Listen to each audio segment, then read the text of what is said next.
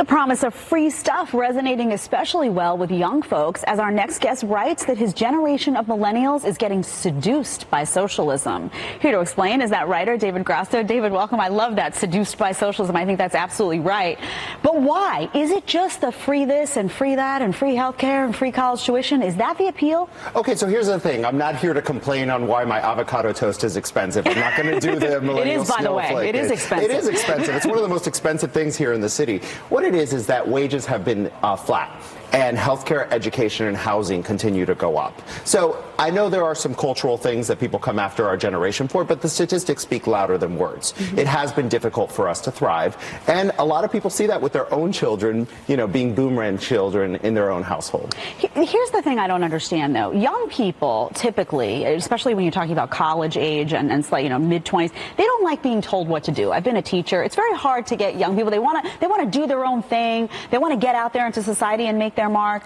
Do they not realize that a lot of these programs that are being advertised as free stuff, that is government coming in and dictating to you what your health care is going to look like, etc. So why is that appealing? I feel like they should be rebelling against this. Well, because, you know, young people, these are old recycled ideas, but we haven't been around that long. You know, 90% of people are covered under our present healthcare system. So instead of these nominees focusing on how we're going to cover the last 10%, we're trying to reinvent the wheel. This whole column was written in such a manner that people can see their own life experience, but get to the conclusion that more government is not the solution. The philosophy that government actually makes things worse. Let's talk about education there for a second, right?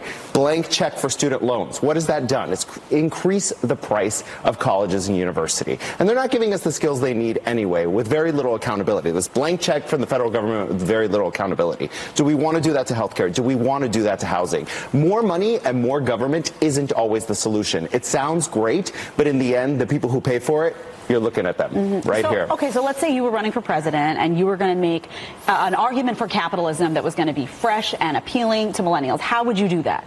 Well, first of all, I want to remind millennials that the Prime Minister of Denmark came out and said Denmark is not a socialist country, okay? What I would tell millennials is we understand your plight. I lived it. I mean, you lived it. Everyone being young is difficult, and it was especially difficult coming of age during the Great Recession.